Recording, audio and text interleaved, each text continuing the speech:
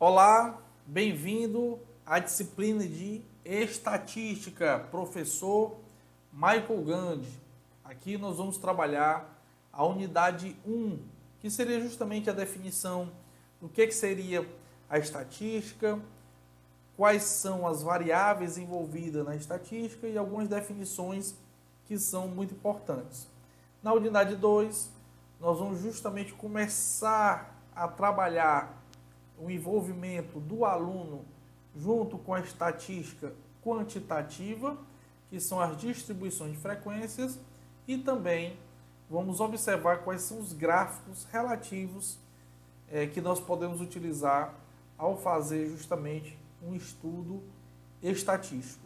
Então, nessa unidade 1, vamos começar primeiro definindo o que seria a estatística, certo? A estatística é um conjunto de técnicas que permite de forma sistemática, organizar, descrever, analisar, interpretar dados oriundos de estudo ou experimentos realizados em qualquer área do conhecimento. Então, de forma bem objetiva, a estatística ela serve justamente isso, para pegar dados brutos, organizá-los, para que a gente possa ter uma percepção de análise e interpretação de forma mais fácil, né? O que seria uma variável? Uma variável é o conjunto de resultados possíveis de um determinado fenômeno. É característica, né? É uma característica ou propriedade da população que está sendo medida. A população, por exemplo, moradores de uma cidade, a variável que pode ser estudada, número de filhos. Outro exemplo, população, aluno de administração, qual a variável que pode ser estudada? O sexo, a altura, a idade. Isso é o que nós chamamos de variável. Antes de tudo, é necessário que se tenha bem definida quais são as características que deverão ser verificadas. Por exemplo, eu posso estar trabalhando com os alunos de uma escola. Então, estou trabalhando com o universo estatístico ou população, porque eu vou estar trabalhando com todos. Dentro da população, é preciso também definir quais são as características que nos interessa averiguar dentro justamente desse universo estatístico. Seja ele a averiguação, seja ele a idade, pode ser o sexo, o estado civil e etc. A escolha dessa variável ela dependerá muito dos objetivos do estudo estatístico. A classificação das variáveis, elas podem ser quantitativa. Essa variável quantitativa, ela pode ser discreta ou contínua, nós vamos ver o que cada um significa, ou ela pode ser qualitativa, ou seja, de forma, ela se divide em nominal e ordinal. Nas variáveis quantitativas, como o próprio nome diz, né? Quantitativas, vem de quantidade. É quando nós podemos expressar determinados dados em forma de números. Ou seja, como exemplo, a quantidade de valor de nota de moeda, quantidade de sabores de um refresco, duração de uma bateria de telefone celular, número de ossos existentes em um animal e assim por diante. Tudo que eu possa medir, né, quantificar em relação a números, eu tenho justamente uma variável quantitativa. Bom, as variáveis quantitativas elas podem ser discretas ou contínuas. Quando é que ela é discreta? Quando os valores podem assumir apenas determinados valores e resultam de uma contagem. Ok? Por exemplo, se eu quero contar os valores da célula da moeda brasileira. Ora, moeda brasileira, em cédula, eu tenho a de R$2, a de R$5, a de R$10, a de R$50, a de R$100 e a de R$200. Então, eu tenho um número, digamos assim, mínimo de moedas. E aí eu posso contar, né? Posso ver a frequência justamente dessas moedas. E outra definição para quantidades discretas é o conjunto de valores possíveis que a variável pode assumir, ele sendo finito ou infinitos enumeráveis, né? Um outro exemplo aí é o número de filhos dos casais de Lins, ou o número de filhos dos casais de uma determinada rua. Por quê? Porque nós sabemos que o número de filhos não são números infinitos, né? É um número finito, perfeito? Bom, as quantitativas contínuas, elas acontecem quando os valores podem assumir pertencem ao conjunto dos números reais, ou seja, eles podem assumir qualquer valor. E normalmente as variáveis quantitativas contínuas, elas são obtidas por meio de medição. Exemplo, peso de um paciente. Por que um peso de um paciente é uma variável quantitativa contínua? Porque suponhamos que nós estamos em um hospital e aí vamos ter que justamente pegar o peso, né? No caso, quem fala peso aqui é a massa, né, do paciente. Então vai ter lá um paciente que vai ter a massa 51, vai ter outro que vai ter a massa 60, outro 62, outro 63, outro 71, outro 73,5. Imagine que se a gente fosse contar, certo? Contar um por um, quem tem só a massa 52, quem tem apenas a massa 70, quem tem a massa 72,5. Bom, essa medição, digamos assim, né? Claro que o dado em si, ela vem da forma que está lá no campo, mas a forma que você vai organizar é que vai mudar quando ela é contínua, porque seria mais fácil organizar da seguinte maneira: pesos, massas entre 50 e 60, massas entre 60 e 70. Então, dentro dos 50 e 60, eu vou justamente verificar quais estão dentro dessa perspectiva. Porque entre 60 e 50 e 60, temos aí diversos números, né, dentro do conjunto dos números reais. A mesma coisa acontece para a altura. Eu posso ter um indivíduo que tem 1,55 m. Eu posso ter um outro que tem 1,55 m. Eu tenho outro que tem 1,55,7. Ou tem 1,56. Então, a amostra em si, ela é representativa. Mas a forma de organização, ela se complica se eu fosse justamente organizar um a um. Certo? Tempo de voo entre duas cidades também. Se eu fosse pegar todo o tempo de voo, um deu 2 horas e 2 minutos. O outro deu 2 horas e 3 minutos. O outro deu 1 hora e 55 minutos. Então, esse tipo de exemplo, né, que eu estou dando são justamente os exemplos relativos às quantitativas contínuas.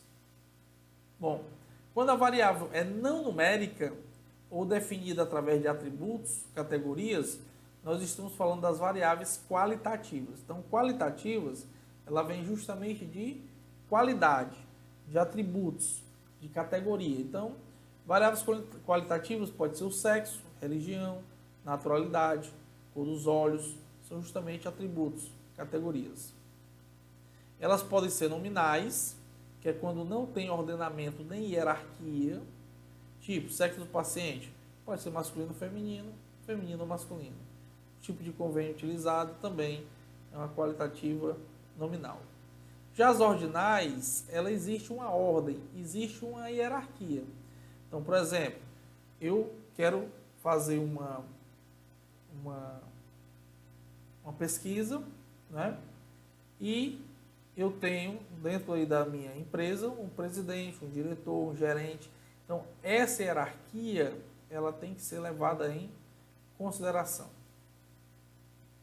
A classificação, bom, regular, ruim, são formas de variáveis qualitativas ordinais. Conceitos fundamentais. Bom, 2 conceitos são fundamentais, que é a população e a amostra, né? A população nós chamamos também de universo estatístico. É o conjunto de entes portadores de pelo menos uma característica comum. É o que nós denominamos por população estatística ou universo estatística. Então, em síntese, é um conjunto de elementos com pelo menos uma característica comum, e essas características elas devem delimitar quais são os elementos que pertencem à população e quais os que não pertencem. Exemplo, vamos estudar o desempenho dos estudantes em 2020. Então, minha população são todos os estudantes de 2020, porque falar em população é falar em todo o universo. Mas como nós definimos uma população? Ainda tem outra coisa. A quem interessa esse resultado? Então, se o analista, que está fazendo a pesquisa dos resultados, for o responsável pelo curso de Sistema da Informação, será que interessa a ele o desempenho dos alunos em engenharia? Não, né? Então, se eu estou analisando os alunos do curso de Sistema da Informação, o desempenho dos alunos de engenharia não me interessa. Devemos procurar as características que interessam a quem está buscando os resultados. Então, os alunos do curso X em 2020, os alunos do curso X em 2020 que cursam o quarto semestre. São dois exemplos diferentes, né? Os alunos do curso X são todos. Os alunos do curso X que cursam o quarto semestre são todos, mas todos apenas do quarto semestre. A cada item estamos especificando cada vez mais as características, né? Primeiro era só do curso, agora o curso e o semestre. Das pessoas a serem observadas, restringindo a população, objeto de nosso estudo. E o que seria uma amostra? A amostra é um subconjunto finito de uma população. Então, a amostra é um pedaço da população. Outros motivos para se tomar uma amostra. Exemplo, exame de doença contagiosa. O pesquisador poderia se infectar e começar a transmitir a doença a todos os entrevistados. Imagine se eu tivesse uma doença contagiosa, eu tivesse que entrevistar todos, exatamente todos. Basta, não preciso entrevistar todos. Eu necessito apenas de uma amostra. Essa amostra ela vai representar a população como um todo. Testes destrutivos, exames de sangue de um paciente, trabalho extenso, né? Trabalhar com a população seria um trabalho extenso e aí podia gerar justamente anotações erradas. Devemos então, para delimitar as nossas observações a uma parte da população, isto é, a uma amostra proveniente dessa população, que é justamente esse pedaço, esse subconjunto. Então, a amostra justamente é um subconjunto de uma população necessariamente finito, pois todos os seus elementos serão examinados para efeito de realização do estudo estatístico desejado. Então, o que é uma variável, o que é uma população e o que é uma amostra era o nosso objetivo na unidade 1.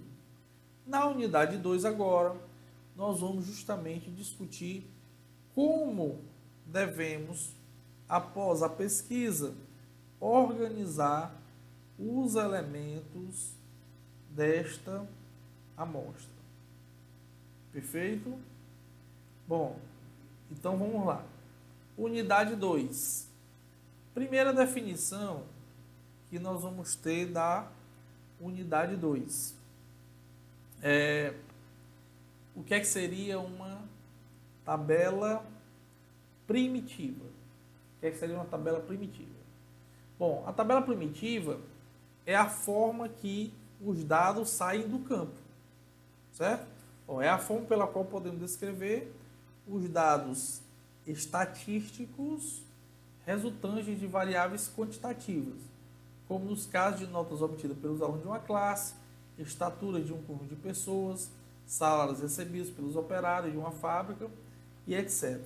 Então, a forma que esses dados eles saem, A forma que esses dados eles saem da pesquisa é justamente a nossa tabela primitiva.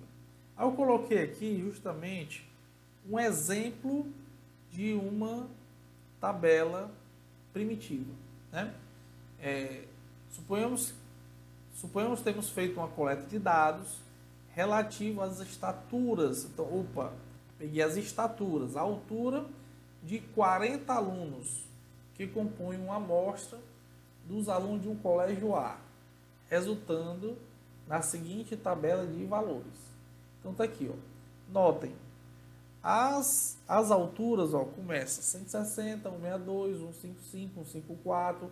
Então, da forma que foi coletado, também foi anotado.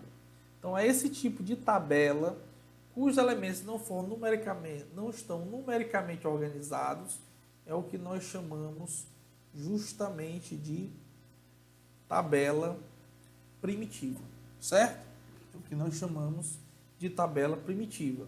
Bom, então, a primeira coisa que nós vamos aprender hoje sobre a questão das distribuições de frequência, organização de tabelas, é o que nós chamamos de rol, certo? Então, você tem uma tabela primitiva, uma tabela que não está organizada, e a primeira coisa que nós vamos fazer é um rol. Sempre que você fala a palavra rol, significa que você vai organizar, né, de maneira crescente ou decrescente uma certa amostra quantitativa. Então, lembrando, repetindo, a maneira mais simples de organizar os dados é através de uma certa ordenação crescente ou decrescente. E essa tabela ordenada é o que nós chamamos de rol. Então, eu peguei aquela tabela primitiva e coloquei justamente, que está em coluna, né? 150, 151, 152, 153, 154, 155, 155, 155. Então, organizamos de forma crescente. Essa organização ela pode ser crescente ou decrescente, mas fica muito mais fácil para os nossos olhos, né, enxergarmos de forma justamente crescente. Bom, tipos, né? Bom, primeiro passo. Então vamos lá. Nosso primeiro passo foi pegar a tabela primitiva e organizar. Agora, mas notem, se eu perguntar assim, eu quero saber quantas pessoas têm estatura igual a 1,55, 155. Aí eu vou ter que caçar justamente nessa tabela. Essa tabela, ela tem 40 alunos. Mas imagine se essa tabela tivesse 2.000 pessoas. Como procurar? Certo? Então, nós temos que facilitar esta procura. Então, estamos entrando agora na estatística descritiva. Estatística que organiza. Então, a primeira coisa que nós vamos fazer é justamente escolher uma forma de fazer essa tabela. Temos dois tipos. Uma distribuição de frequência sem intervalo de classe, que é quando se trata de uma variável discreta, né, de variação relativamente pequena, ou seja, detalhe, tipo de variável discreta, mas que a variação seja pequena. Então, por exemplo, para essa aqui nós temos 40 alunos, pode ser realizado sim uma distribuição de frequência sem intervalo de classe. Bom, uma distribuição, se está dizendo sem intervalo de classe, é porque o elemento da amostra é o que nós chamamos de própria classe. Então, vamos já definir o que é classe. Então, por exemplo, se nós temos o elemento, a estatura 155, o 155 seria uma classe. Então, o segundo formato é a distribuição de frequência com intervalo de classe. Ou seja, quando se trata de uma variável contínua. E as variações elas podem ser maiores. Bom, como nós estamos falando de estatura, como nós percebemos, a estatura é algo que tem elementos próximos, né? Elementos que se repetem, elementos que não se repetem, né? E nós podemos trabalhar com intervalo. Quais são as estaturas, quais são os elementos da nossa amostra que está entre a estatura 150 e a estatura 160. Nós estamos trabalhando assim com intervalo. Então, o intervalo ela sempre tem dois parâmetros, um inferior e um parâmetro superior. Ok? São justamente exemplos, né, de variáveis contínuas. Bom, elemento de uma distribuição de frequência, certo? Primeiro, classes. São os elementos da amostra, se for uma distribuição sem intervalo.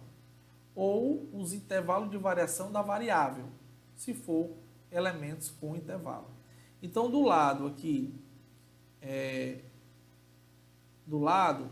vocês estão observando justamente os dois elementos, né? Ó, as duas tabelas, sem intervalo e a tabela justamente com intervalo. Notem, sem intervalo tem aqui, ó, número de filhos, 0, 1, 2. Então, sem intervalo é o próprio número, é a própria quantidade lá obtida. Esse Fzinho aqui é o que nós chamamos de frequência, é quantas vezes isso aparece. Então, por exemplo, aqui está dizendo que tem 2 casais que não tem filho. Aqui está dizendo que tem 6 casais que tem um filho. Perfeito? Bom, com intervalo nós vamos trabalhar justamente dentro de uma margem, dentro de algo que intervalar. Então, de 150 a 154, nós temos uma frequência 4. O que significa isso? Que tem 4 elementos que estão entre 150 e 154. Eu não consigo afirmar se é o próprio 150, se é o 151, se é o 152, se é o 153, se é o 153,5 e assim por diante. Não sei dizer quais são, mas eu sei que são 4. Perfeito? Bom, limites da classe. O que são os limites da classe? São os extremos de cada classe. O limite superior e o limite inferior. Bom, isso aqui, essa parte dos limites, ela só existe na distribuição com intervalo. Então, vou pegar como exemplo aqui a tabela que nós já temos, né? Ó, nós temos aqui as classes. No caso aqui, a classe do sem intervalo é o número de filhos e a classe do com intervalo é o total de pontos. E as classes são 0, 1, 2, 3, 4 sem intervalo e esses intervalos que estão aí no total de pontos da segunda tabela. Os limites, tá aqui, ó. Vou pegar aqui a primeira linha do com intervalo. O 150 é o limite inferior e o 154 é justamente o limite superior. Item C. Amplitude de um intervalo de classe. É a medida do intervalo que define a classe. Ou seja, é quantos elementos, digamos assim, inteiros podem ter dentro desse intervalo. Como é que eu encontro isso olhando para a tabela? É só subtrair o limite superior do limite inferior. No nosso exemplo, seria 150 menos 154 menos 150, e nós teríamos aí 4 unidades, certo? E notem, pessoal, todos são iguais, ó. Do 154 por 158, 4. Do 158 por 62, 4. Do 62 por 66, 4. E assim por diante. Amplitude total é a diferença entre o limite máximo e o limite mínimo. No caso aqui seria o 174 como máximo e o 150 como mínimo. E, por último, ponto médio, que é o que nós chamamos de XI, certo? Quando nós estamos trabalhando com a distribuição sem intervalo, certo? Quando estamos trabalhando com a distribuição sem intervalo, o XI já é a própria classe. Aqui até coloquei, ó, um de filhos XI, certo? Então, quando nós estamos trabalhando com uma distribuição sem intervalo, o XI é a própria classe. Quando nós estamos trabalhando com a distribuição com intervalo, o xi não é a classe. Por que não é a classe? Porque eu não consigo definir se é o 150 ou 154. Se é o 154 ou 158. Então o xi vai ser justamente o que vai representar a classe dessa tabela. No caso, como é que calcula isso? É a média aritmética entre o limite inferior e o limite superior. Então, no caso da primeira linha, seria 152. Então, o nosso xi, o representante dessa classe, seria o 152. Bom, distribuição, continuando a distribuição em frequência. Ó, notem, eu peguei, né, a tabela em rol e distribuí em forma de frequência, né? Ó, denominamos frequência o número de alunos que fica relacionado. Então, por exemplo, 150, olha como fica melhor de compreender.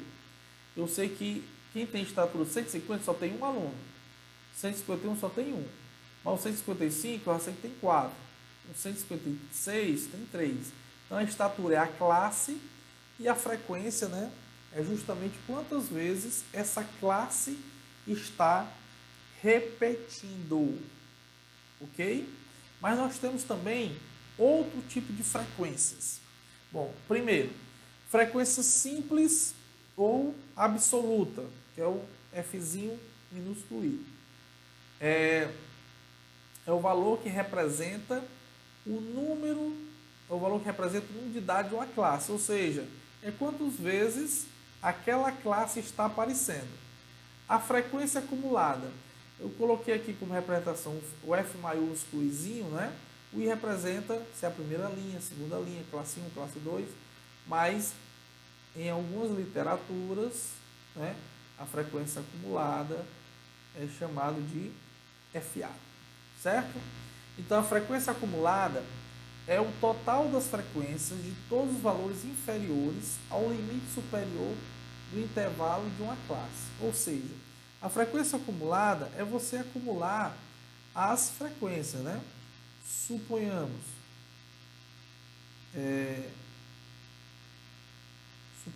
que nós temos aqui uma frequência, né? 2 na primeira linha, uma frequência 2 na quarta, certo? Se eu fosse calcular aqui a frequência acumulada, ora, a primeira linha, a acumulação é a própria frequência, que é o 2, certo? Deixa eu melhorar isso aqui.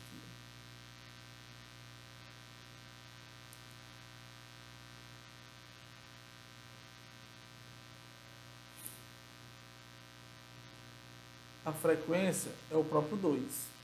Só que no segundo, eu já tenho frequências acumuladas. Então, eu vou ter que pegar esse 2, somar com esse 4, que é o próximo. Então, na linha 2, eu já tenho uma frequência acumulada igual a 6. Ok? Bom, frequência total é o somatório de todas as frequências simples. Então, se você somar todas as frequências simples, você justamente tem a frequência total. Frequência relativa. A frequência relativa, pessoal, ela justamente faz uma comparação da frequência simples com a frequência total. E normalmente ela é dada em porcentagem, não é? Então, por exemplo, suponhamos aqui que o total de elementos fosse 20, eu quisesse justamente saber qual a frequência relativa da frequência referente aqui ao 2, certo? Eu faria o seguinte, na relativa, ó, na nossa frequência relativa, certo?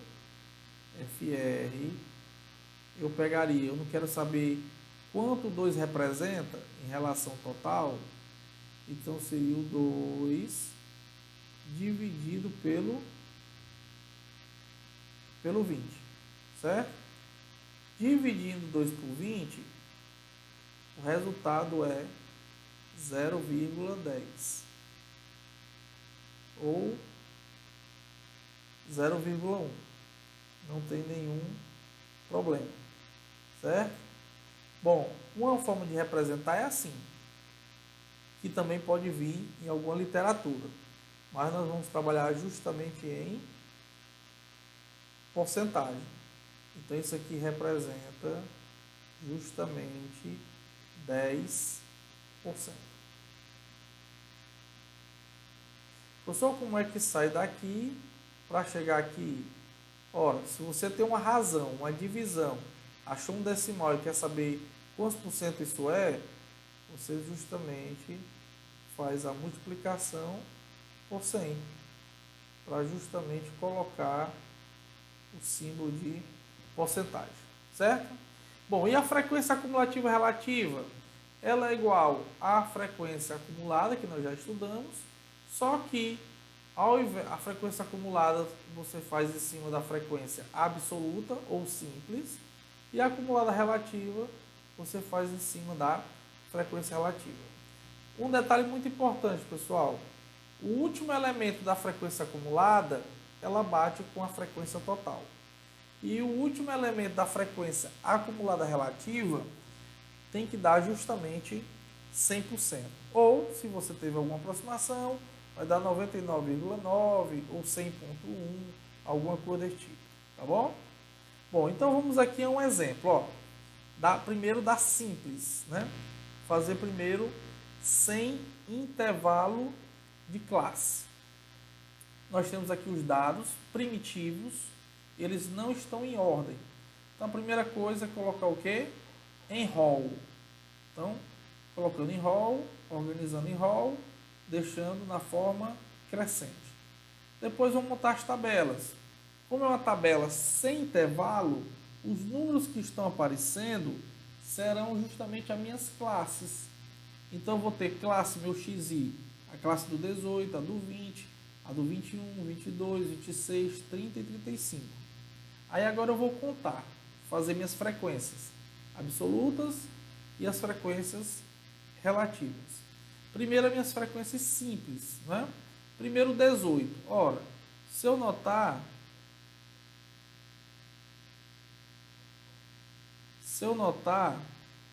eu tenho justamente, deixa eu colocar aqui a canetinha novamente, eu tenho, ó, o 18 aparecendo 3 vezes, então minha frequência é justamente 3. O 20 aparece, ó, 2 vezes, o 21 5 vezes. Então isso aqui é a frequência simples ou absoluta, é quantas vezes aquele elemento daquela classe está aparecendo. O 22 6 vezes, o 26 4 vezes, o 30 2 vezes e o 35 2 vezes. Então nós temos aqui a nossa frequência simples. O que é que seria a frequência total? Seria somar essas frequências simples, que dá 24. Lembrando, se você contou errado, ó, você sabe que lá em cima tem 24 elementos. Então esse somatório também tem que ser igual a 24. Senão estará justamente errado. Perfeito? Bom, frequência acumulada. Bom, a primeira frequência acumulada vai ser justamente o 3, né? A primeira frequência acumulada será o 3. A próxima será eu pegar o 3 e somar com o que vem depois, que é o 2. Então, 3 com 2, 5. Depois, 5 com 5, 10. Depois, pego o 10, somo com o próximo, que é o 6. Depois, com o 4, que dá 20. Depois, com 2, que dá 22. Depois, com outro 2, que dá 22. Ou 2, que dá 24.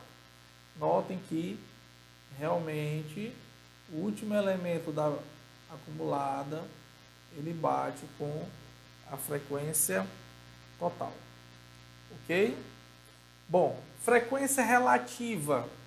Bom, a frequência relativa, ela é feita sobre a frequência simples. Eu vou fazer uma relação entre cada elemento da minha frequência e a frequência total, ok? Então, eu vou pegar o primeiro, que é o 3. Então, eu vou pegar o 3, vou dividir por 24 e multiplicar por 100. Aí dá 12,5. Segundo, eu vou pegar o 2, dividir por 24 e multiplicar por 100. Aí vai dar justamente 8,3 aproximadamente. Então eu vou fazer isso também para quem, professor? Você vai fazer também para o 5. Você vai fazer o mesmo cálculo para o 6. Você vai fazer o mesmo cálculo para o 4. Os outros que é 2 e 2 não precisa, porque já foi feito já uma vez. O resultado é sempre o mesmo, se você já fez. Então, frequência relativa do 3, 2,5, do 2, 8,3, do 5, 20,8, do 6, 25, do 4, 16,7, do 2, 8,3.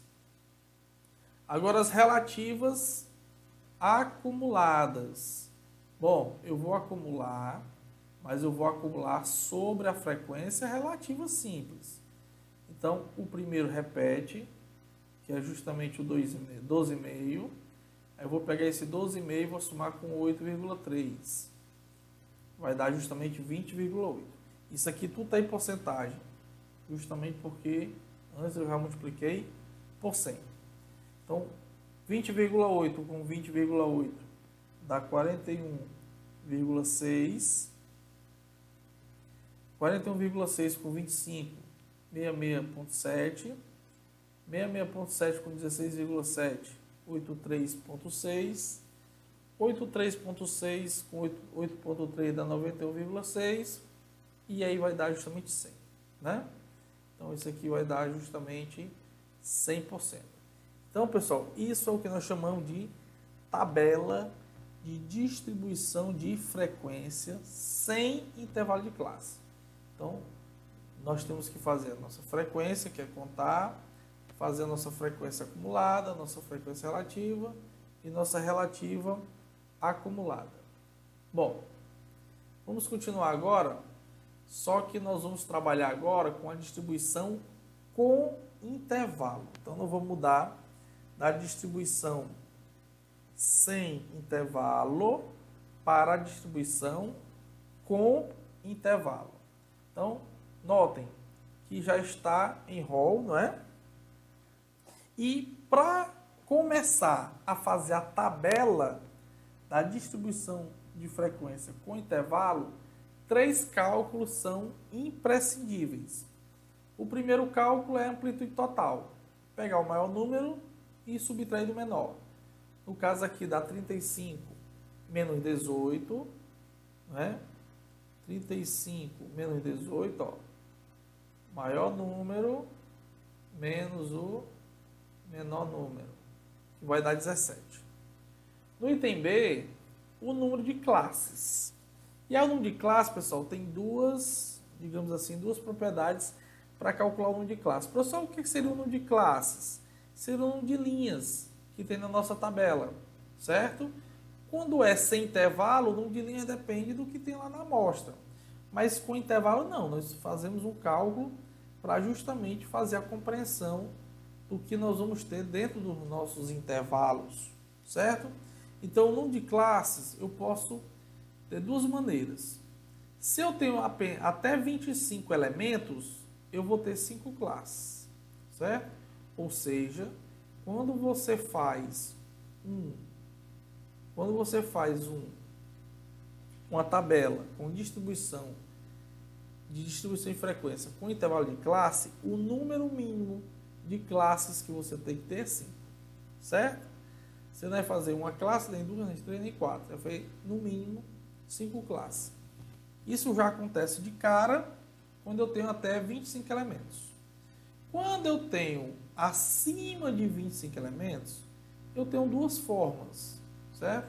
Uma é a regra de Stuttgart, onde o número de elementos, o número de classe, que é o K, ele vai ser 1 somado a 3,3 vezes o logaritmo desse n. O que é que seria esse n? Seria a quantidade total de elementos. No caso aqui, o n seria igual a 24, certo? Então, calcularia o logaritmo do 24, multiplicaria a 3,3 e somaria com 1.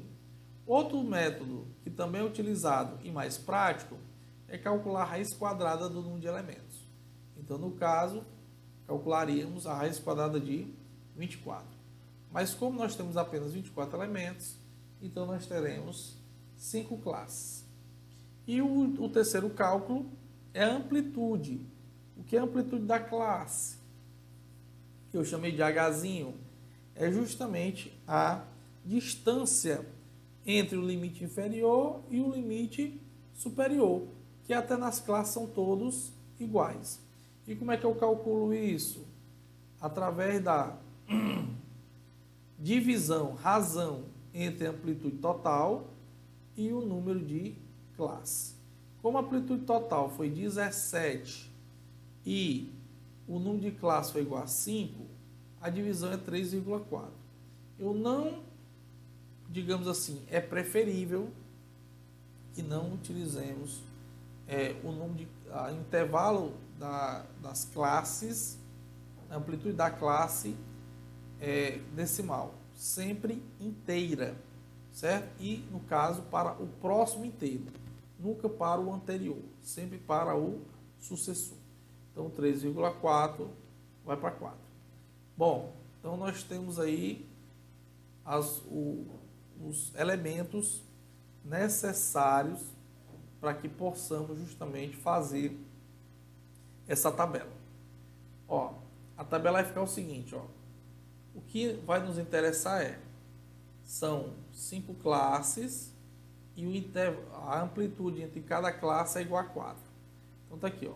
1, 2, 3, 4, 5 classes. Como calculado no item B. Professor, como é que eu faço a questão da amplitude 4 para montar a tabela? Você vai fazer o seguinte. Você vai pegar o primeiro número. Tá aqui, ó. 18. E vai sempre somar 4. Então, 18 com 4, 22. Aí o 22 desce. Aí pega o 22 e soma com 4. Aí dá 26. Aí o 26 desce, assim por diante. Notem que olha como até fazer justamente finalizar as 5 classes que foram calculadas, né? Outra coisa, como nós arredondamos, o último elemento deu 38. Só que o nosso último elemento da nossa tabela é igual a 35. Isso aí não tem nenhum problema, certo? Esse último número pode ser o último número da tabela ou não. Não tem problema. Notem também, no símbolo da classe, eu tenho aqui uma retazinha perpendicular e outra na horizontal. E não tem outra na perpendicular no seguinte. Bom, o que significa isso? Que o 18 faz parte dessa classe, mas o 22 não. Ou seja, de 18 a 22 são todos elementos que começam no 18, mas não finalizam no 22. Porque o 22 será contado justamente na outra classe, certo? Bom, no último elemento, que no caso aqui é o 38, poderia ser fechado ou não. Se lá também tivesse o 38, seria fechado. Como não tem o 38, então nós não vamos fechar, certo? E a partir daí nós vamos contar. Montei a tabela, montei as classes de acordo com o cálculo e vamos contar. Quantos elementos eu tenho de 18 a 22? Então são todos os elementos que começam com 18, mas não chegam ao 22. Então no caso, ó, eu tenho do 18 ao 21. Não entra o 22. Então eu tenho 10. Do 22 ao 26. Pronto. Todos os elementos começam 22, mas não chegam ao 26. Elementos do 26 ao 30. Tá aqui, ó, 4.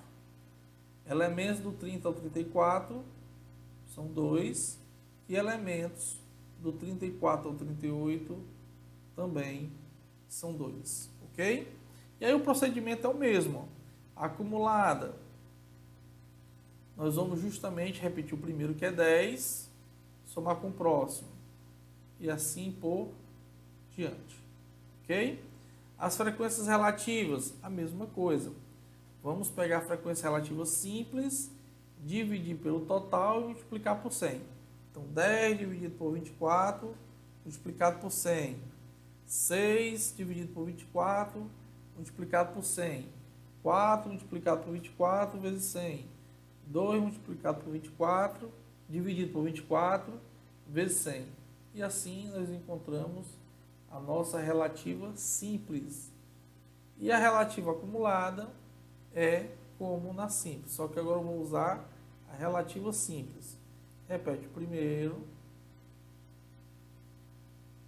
E aí vai somando com o próximo. Ok? Bom, pessoal, essa parte era a parte da unidade 2, que falava a respeito de distribuição de frequência. E aí vocês viram como é que faz a distribuição de frequência sem intervalo e como faz uma distribuição de frequência com intervalo. Nós vamos falar agora, ainda da unidade 2, a respeito de gráficos. Bom, primeiro, qual a finalidade de um gráfico? É representar os resultados de forma mais simples, clara e verdadeira. Demonstrar a evolução do fenômeno em estudo. E, por último, observar a relação dos valores de uma série. Então, ó, primeiro gráfico que nós vamos estudar aqui é o que nós chamamos de gráfico de coluna. É um conjunto de retângulos dispostos verticalmente separados por um espaço. Então, vocês estão vendo aí, ó, eu tenho as minhas classes e tenho as minhas frequências. A classe é a região administrativa e a frequência é o efetivo. Eu posso representar dessa maneira, pelo um gráfico de colunas. Ok? Perfeito? Bom, eu também poderia usar o mesmo exemplo para fazer um gráfico de barras horizontais. Semelhante ao gráfico de colunas, porém os retângulos são dispostos horizontalmente. Bom, eu também posso fazer um gráfico de setores, ó, sempre usando o mesmo exemplo. É a representação através de um círculo por meio de setores.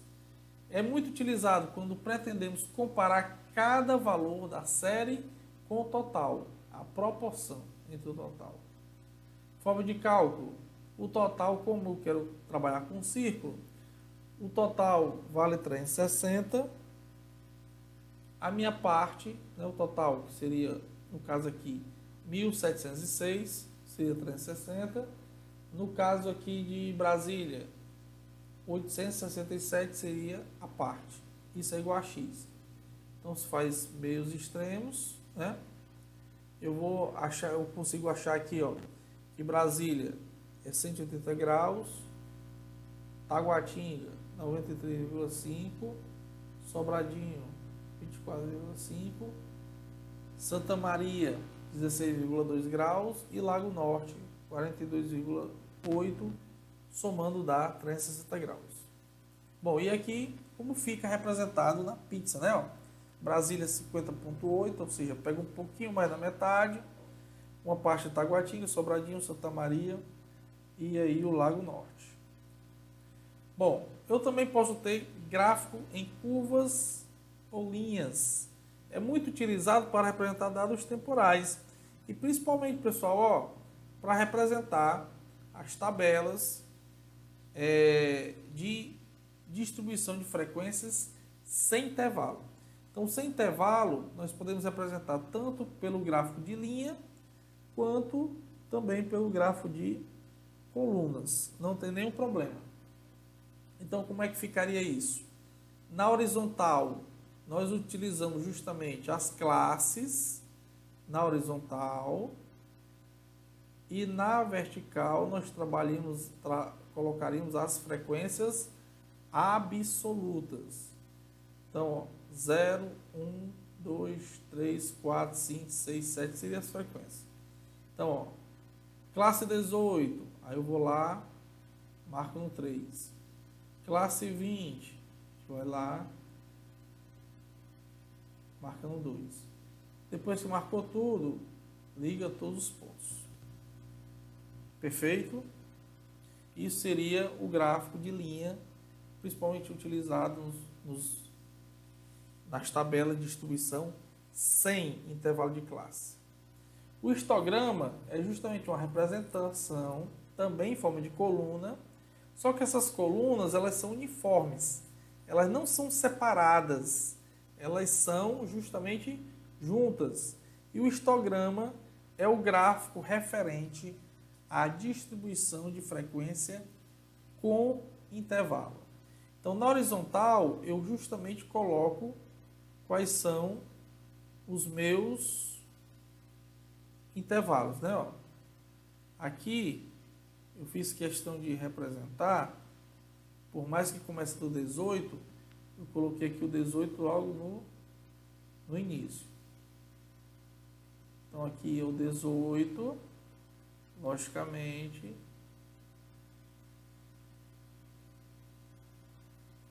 Bem aqui é o 22. Não saiu tão legal. Deixa eu fazer de novo. Aqui é o 18.